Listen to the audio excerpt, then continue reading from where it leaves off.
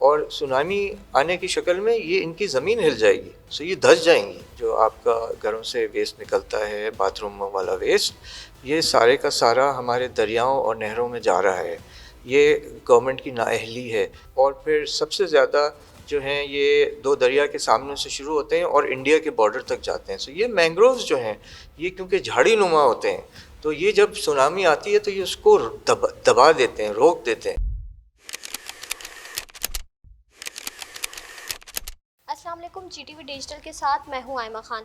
ناظرین، کراچی کے ساحلی پٹی پر مسلسل کنسٹرکشن کا کام جاری ہے. اگر بات کی جائے ہاکس بے کی، سائنس پٹ کی اور دیگر ساحلی علاقوں کی تو وہاں پہ مسلسل جو ہیں وہ ہٹس تعمیر کیے جا رہے ہیں. جبکہ اگر بات کی جائے سی ویو کی اور دیگر ساحلی علاقوں کی تو وہاں پہ بھی بے دریغ کنسٹرکشن کا کام جو ہے وہ جاری ہے، جس کے باعث نہ صرف ان علاقوں میں رہنے والے افراد کو، اگر فرض کریں کراچی میں تیزی سے سونامی آتی ہے تو وہاں کے رہنے والے مقامی افراد کو بھی خطرہ ہے، بلکہ جو آبی حیات ہیں ان کنسٹرکشن کے باعث وہاں پہ صفائی نہ ہونے کی وجہ سے جو آبی حیات ہے وہ بھی مسلسل اس وقت خطرے میں ہے. اس پر بات کرنے کے لیے ہمارے ساتھ ماہر ماحولیات یاسر حسین صاحب موجود ہیں. سر، بے حد شکریہ آپ کے وقت دینے کے لیے. یہ بتائیے گا سر، جیسے کہ میں نے اپنے انٹروڈکشن میں بتایا کہ اگر سونامی آتی ہے فرض کریں کراچی میں، تو وہاں پہ رہنے والے جو مقامی افراد ہیں ان کی زندگیاں کتنے خطرے میں ہیں، کیونکہ بلڈرز تو اپنی کنسٹرکشن کر کے جا رہے ہیں لیکن لوگوں کو نہیں بتایا جاتا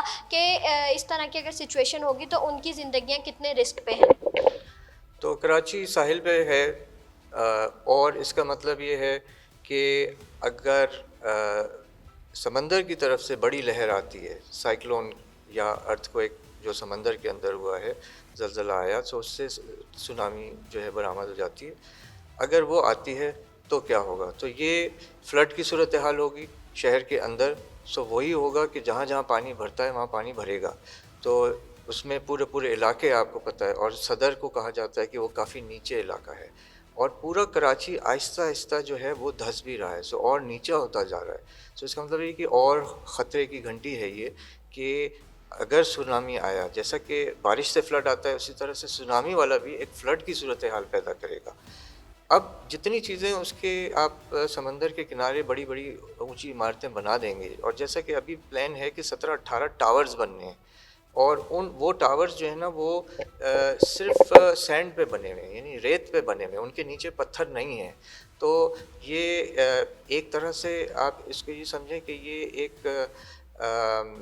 ایک بغیر سوچے سمجھے کیا ہوا ڈیسیجن ہے کنسٹرکشن جو ہے. اور یہ ایک بل پاس کیا گیا تھا حکومت کے اندر، جس سے میں کہ ان کو ای آئی اے جو کہ ماحولیاتی آپ سمجھیں کہ جو رولز ہیں ان کے تحت ان کو فالو کرنے سے ان کو استثناء کر دیا گیا تھا. سو اس وجہ سے بھی یہ انتہائی رسکی پراپرٹیز ہیں، اور سونامی آنے کی شکل میں یہ ان کی زمین ہل جائے گی، سو یہ دھس جائیں گی. یہ جو ہے یہ واضح ہے ان لوگوں کو جو کہ زمین کی ساخت کو وہاں کی سمجھتے ہیں، جو ایکسپرٹس ہیں. اس کے علاوہ جو مینگرووز کا جتنا ایریا ہے، سو وہ آپ کو پتہ ہے کہ کیماڑی سائٹ پہ بھی ہیں، سینسپٹ سائٹ پہ بھی ہیں، اور پھر سب سے زیادہ جو ہیں یہ دو دریا کے سامنے سے شروع ہوتے ہیں اور انڈیا کے بارڈر تک جاتے ہیں. سو یہ مینگرووز جو ہیں یہ کیونکہ جھاڑی نما ہوتے ہیں، تو یہ جب سونامی آتی ہے تو یہ اس کو دبا دیتے ہیں، روک دیتے ہیں، اور اس سے جو ہے نا بچاؤ ہوتا ہے. سو مینگرووز کو خود کو بچانا جو ہے نا پھر ایک بہت ہی ضروری عمل ہو جاتا ہے. کیونکہ اگر آپ شاہ فیصل کالونی اور ادھر کے علاقے دیکھیں، سو وہ اس کے آگے کے جو علاقے ہیں وہ بالکل سمندر کے کنارے ہیں اور وہ مینگرووز ہیں. اور سو لانڈھی اور یہ والے علاقے جو ہیں، پورٹ قاسم والا جو علاقہ ہے، سو یہ مینگرووز اس پورے ایریا کو، یعنی کہ اندر کے جو علاقے ہیں وہاں کے، ان کو وہ سنبھالے ہوئے، ان کو دبائے، یعنی دبا دیتی ہے وہ لہروں کو. تو یہ ان کا خیال رکھنا بھی اس وجہ سے بہت ضروری ہے. اچھا سر، یہ بتائیے گا آبی حیات کتنے رسک میں ہیں، کیونکہ ظاہر سی بات ہے اگر آبادی وہاں پہ بڑھتی جا رہی ہے، جیسے سی ویو کی بات کریں، ایمار ٹاور میں لوگ وہاں پہ رہتے ہیں تو آبادی بڑھ رہی ہے. اس کے علاوہ اگر ہاکس بے کی بات کریں تو وہاں پہ بھی ہٹس کی کنسٹرکشن ہو گئی ہے. تو ہٹس کی کنسٹرکشن میں یہ ہے کہ لوگ وہاں پہ آتے ہیں، گند کچرا کرتے ہیں، ساحل پہ گھومنے کے لیے آتے ہیں، تو جو کچھوے ہیں وہ بھی انڈا دینے بہت کم آ رہے ہیں. تو کتنا زیادہ آبی حیات بھی اس میں رسک پہ ہیں؟ میں کہوں گا کہ پورا کراچی جو ہے اس کا سینیٹیشن ویسٹ، یعنی جو آپ کا گھروں سے ویسٹ نکلتا ہے، باتھ روم والا ویسٹ، یہ سارے کا سارا ہمارے دریاؤں اور نہروں میں جا رہا ہے. یہ گورنمنٹ کی نااہلی ہے.